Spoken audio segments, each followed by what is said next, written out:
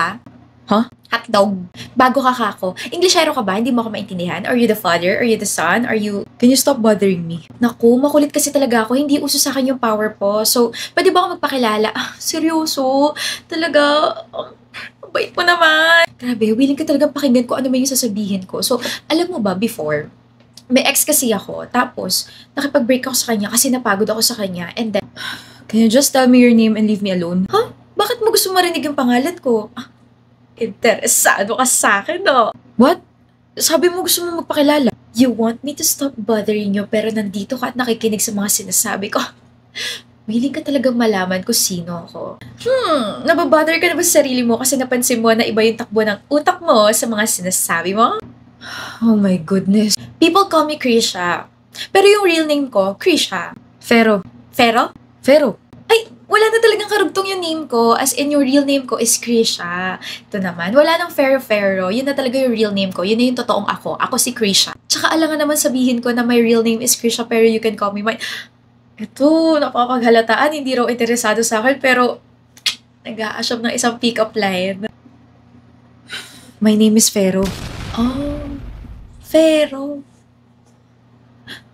Ang unique naman. Now leave. Paano ko aalis? Dito ako naka-assign sa tabi mo. Lord, give me patience. Marami ako. Ikaw ba si Lord? Ano? Tawag mo ako? Sorry, tawag yata ako sa kabilang section. Bye. Pero wait! Ano? Dati ka bang hayop? Ano? Ang bilis mo. Fero yard. Tara, sabay na tayo sa classroom. Ayoko. Kinakahiya mo ba ako, classmate? Habog na sa pro.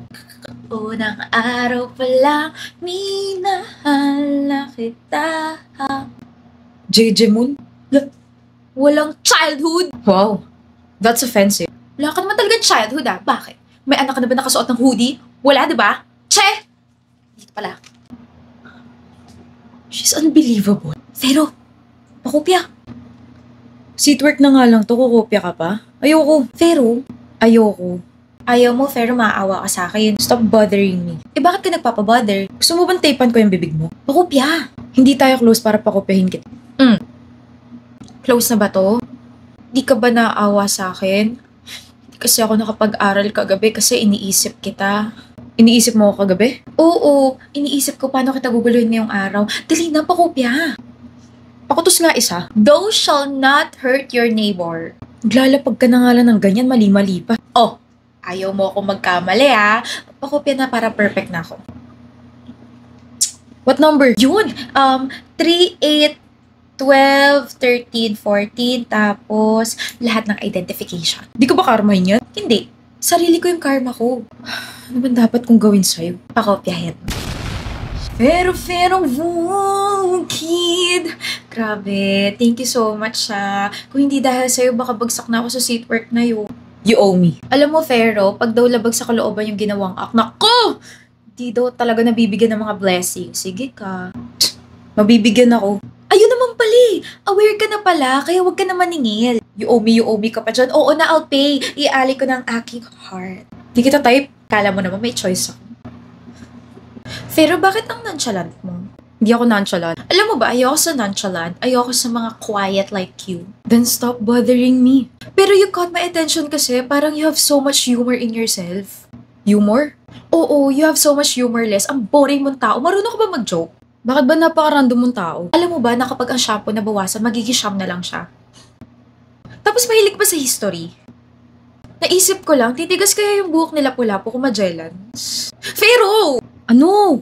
May joke ako tungkol sa law. Kaso, pag namatay ako, mamimiss mo ako. Ewan ko sa'yo. Funny kaya ng mga jokes ko. 3 araw ko yung tinawanan. Tahimik mo Di ka sanay? Wala lang, nakakabingi lang yung katahimikan. Baka pag nag-ingay ulit ako, marindi ka na naman. Nakakaarindi naman kasi talaga. Tapos yung boses mo, sakit sa tenga. Krisha! Good morning, FIFA! Good morning, Fero!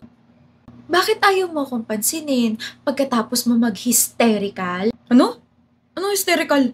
Ikaw ha? Dali na lang natin siya sa ospital. What if it's something serious? Kita mo naman, di ba kung gano'n siya namumutla? Kausapin ko na yung nurse. Asawa mo? Ha? Baka pag-react, akala mo naman asawa mo si Krisha.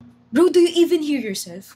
This is not the right time to joke. And this is not the right time para maging OA ka. May lagnat lang yung tao, kala mo naman mamamatay siya. She joked a few days ago na kapag namatay daw siya, mamimiss ko siya. So, what if... Bakit mo ako binatukan? Before ka pa pumasok sa school na to, ganyan na siya mang guilt trip. Nasabihan niya na rin kami na wala siyang sakit o ano.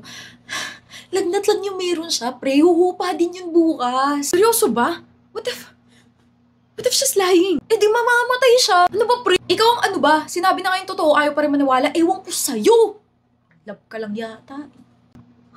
Asawa mo ako? Tigilan mo nga ako. Girlfriend? Ano ba? Wala ako nakamamatay na sakit, hindi pa ako mamamatay. Lagnat lang yun nangyari. I don't care. I don't care? Sure ka? Parang hindi yun yung narinig ko sa mga blockmates natin. Kasi sabi nila, nung nag-collapse daw ako, sumigaw ka, nagpanik, tapos binuhat ako, tapos tumakbo ka papuntang klinik. Tapos hindi ka rin mapakali, tapos parit-parito ka, tapos gusto mo pa ako dalhin sa ospital, tapos... Oo na, nag-alala na ako sa'yo.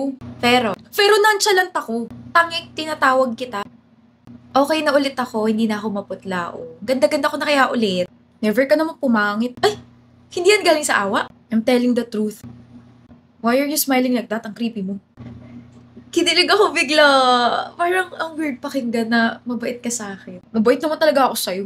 Eh, di pa kopya ulit. Joke lang, ako na yung babawi. Sige, lilibre na kita. Ng ano? Siguro kahit ano except tao, bagay, hayop, lugar, pangyayari, kinakain, ginagamit.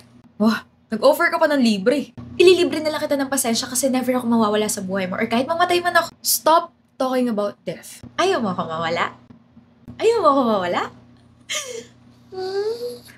Ayaw mo bang mawala tong cute na to na ang pangalan ay si Krisha?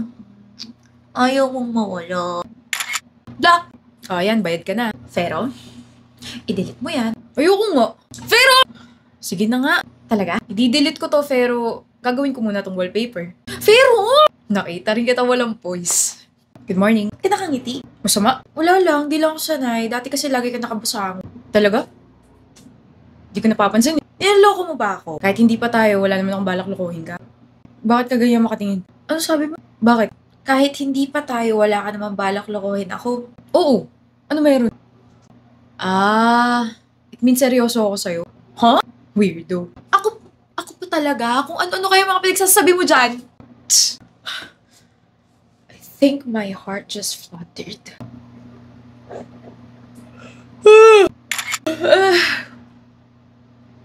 Ang hilig mo ako picturean, no? Photogenic ka pala. Wow! Salamat! Oh, bakit parang nauubusan ka na ng pasensya? Akala ko ba bibigyan mo ko? Wala na, nakuha mo na lahat, visit ka. Himala, ikaw na yung grumpy sa ating dalawa. Kuhang-kuha mo yung pika ko this past few weeks eh. Nagkasakit lang ako, ganyan mo na ako tratuhin. Cute mo pala mapikon. Mas cute siguro kung bumalik ka na sa dating ikaw. Di masungit. Oo! Ayoko nga. I really like who I'm becoming kapag kasama kita. Nako, pero... Careful. Baka naman mag-assume ako niya na may gusto ka sa akin. Baka nga. Baka nga gusto na kita. Hindi. Let me rephrase that. Krisha, gusto na kita. Krisha, gusto mo kumapya? Krisha, sabay tayo kumain. Krisha, bibili ako ng drinks. You want anything? Or gusto mo ng juice? Diba, favorite mo yun? Hatid na kita, Krisha. Hotdog. Kanina ka pa hanang-ha. Okay ka lang ba? Do you need oxygen? How can you be so calm after confessing yesterday? Dahil ba dun kaya ka ganyan? Samantalang ako, parang lalabas na yung puso ko na parang ako yung nag-confess at nag-propose sa'yo kahit wala naman talagang singsing at proposal. I mean, nag-confess ka lang naman sa akin. Sinabi mo lang naman na gusto mo ko. Like, ano ba yung big deal doon? Bakit ako yung kinakabahan? Bakit ako yung namumula na parang nagiinit yung pisngi ko? Bakit ako yung hindi makatingin ng diretso sa mga mata mo? Bakit? Hindi ba halatang kabado ako? Hindi! Madaya! Try mo hawakan yung kamay ko. Hala! Ba't basang-basa yung kamay mo? You don't know how nervous I am after my confession yesterday.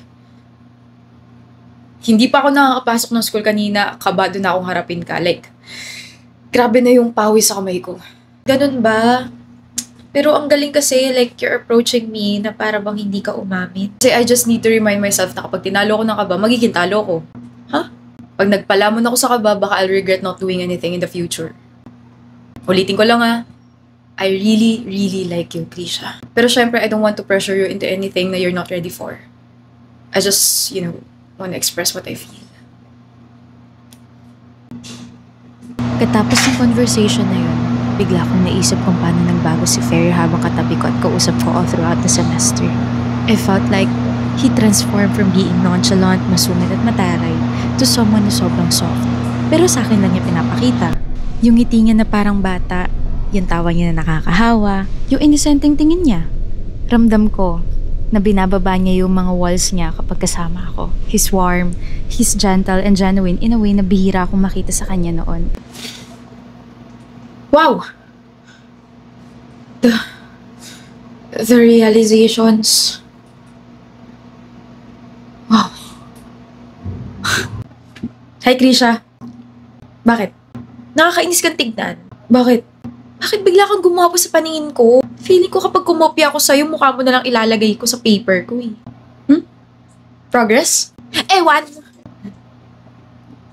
Krisha, ano? Ikaw na yung masungit sa ating dalawa. Kakadikit mo kasi sa akin to, napupunta na yung ugali mo sa ugali ko. Tapos yung ugali mo sa akin naman, hindi ka naman mabait eh. Sige, asarin mo lang ako. Patatawanin na lang kita. Wala akong kilite. Hindi, I have a joke for you.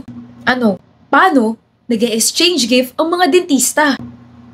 Di, nagbubunatan sila. It's not funny.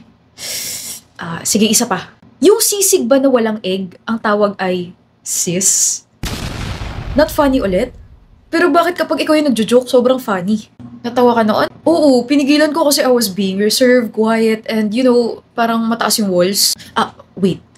Marami pa ako dito sa phone eh. Kita ko to sa TikTok.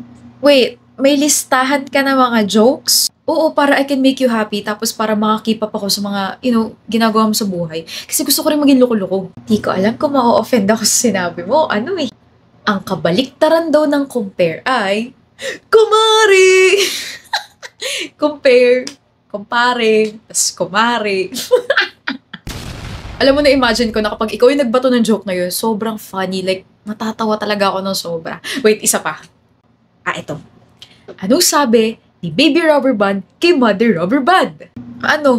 Di, goma! Cute mo, Fero. Ha? Nakakainis kasi ang cute-cute mo sa paningin ko. Progress? Ang lala na parang ewan, like parang 2 weeks ko nang naiisip yung mga realizations ko plus you being like this. Ababongga na nga talaga yung progress. Sabi mo nga, napopogian ka na sa akin, tapos nakukitan ka pa sa akin. Gusto ko pa. Sige. Anong mas mataas? Hindi. Ha? Pogi ka na, cute mo na. Gusto ko pa. Oh my goodness. Nakakainis kasi ang baby mo sa paningin ko. Like parang gusto ko. Gets ko. Kasi ganun ka rin sa akin. Kapag nagsusungit ka, ang sayo mo sa UN kasi ang baby mo sa paningin ko. Parang ang sayo-sayo mong i-baby kasi ganun ka lang sa akin. Nakakainis! Ano yan? Ba't ganyan ka? Kinikilig ako, ba't ba? Masyado akong soft sa paningin ko eh. Padali pa, kiss. Huh? Gusto mo nga talaga ako. Shut up. Oo na, wala pa man. Sinasagot na kita, Krisha. Pero, sinasagot mo na ako. Pero, syempre, liligawan pa rin kita everyday. It's a big yes. Ewan ko sa'yo.